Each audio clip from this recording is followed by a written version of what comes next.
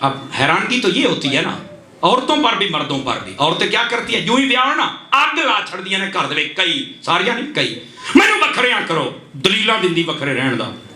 ते जदों बुढ़ी हो जाए अपने मुंडे ब्याहे फिर दलीलां पड़ एडी हाजन बन जाती ना, दलीलां दिंदी आ कट्ठे रहण च फायदा फायदा, कट्ठे रहण च फायदा। जदों अपना ब्याह होले तां नेर ही चुक लिया सी, बुढ़ी हो के कहंदी नहीं कट्ठे ही रहना चाहिए। मैं कहा हुण चानण होए ओ सम्मा दा भी दिल करदा सी मेरा लाल मेरे नाल ही रवे, तू को बकरी मां नहीं जंपी। ये औरतों को समझना चाहिए। तो मर्दां दी कैफियत भी सुन लो ना, मर्दां दी कैफियत भी बड़ी अजीबो गरीब होंदी है।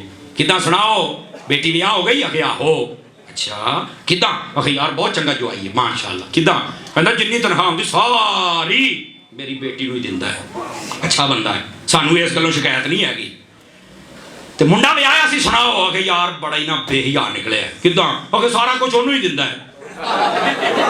कैसी बात है, अपनी मारी कहना बहुत चंगा जवाई लभ गया, सारा कुछ मेरी धी नूं ही दिंदा है, ते अपना मुंडा कहना बेहया है, सारा कुछ ओनू ही दिंदा है।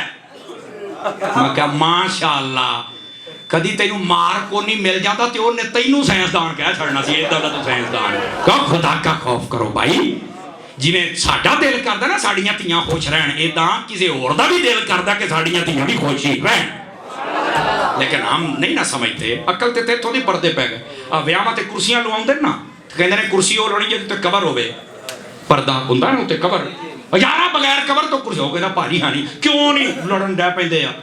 अच्छा तो मैं क्या माशाअल्लाह, क्यों नहीं बहिंदे, नहीं पै नहीं देने, कुर्सी या कवर वाली होवे तो सोहनी लगदी है। मैं कहा अच्छा थोड़ा सा गौर फरमाए तो मैं मसला समझा दूं।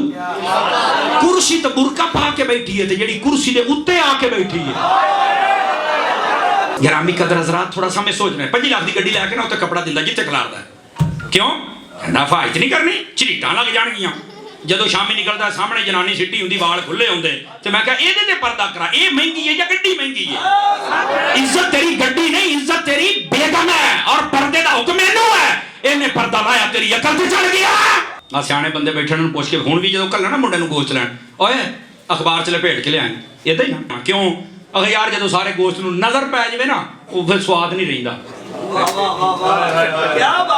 इदां ही ना जी, कहंदे अखबार च लपेट के देना जरा, सारा में नजर ना लग जाए हैं। अच्छा माशाअल्लाह, कितना गोश्त है? 1.5 किलो, तो पर्दे च ले आ रहा है। वही बंदा शामी स्कूटर ते बैठा, वाल खुले, कपड़े अद्धे अद्धी उदा ही, ते पिछों बांह भी पूरी पाई है, तो स्कूटर ते जा रहे हैं। मैं आख्या 2 किलो लको के ले आया गोश्त, आप 72 किलो की पिछे उदा ही सिੱਟੀ है।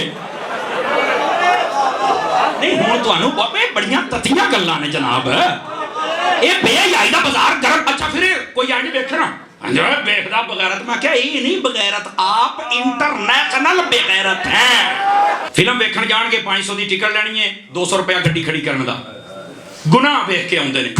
मस्जिद के बूहे ते गड्डी खड़ी करने का भी कोई रुपया नहीं, अंदर वड़न का भी कोई रुपया नहीं, एसी भी चलते पे ने। दोस्तों थोड़ा सा गौर करो हम क्या कर रहे हैं।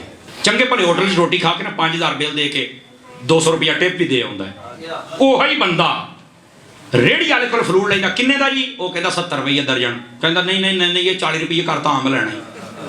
वो बेहयावा, तेनू चाहिए सी इनू 100 रुपया लैके जा, गरीब है वो तो पहलू 25,000 रुपया तनख्वाह जो पेंट पा के तुरया फिरदा, बिल के उत्ते लिखिया हुंदा सर्विस चार्जर है, उन्हें चार्जर पहलों ही ले लिया, तो फिर 200 दे के आया। तो जो गरीब बेचारा सारा दिन रेड़े ते फिरदा है, ओदियां शायद जवान बच्चियां होण, ते जे उन्हां दी वालदा फौत हो गई यतीम होण, तो फिर तू फिर कहना घटा, तो फिर मेरा ख्याल है रेड़े दे अगे खोता खोल के इनू ना जो लईए।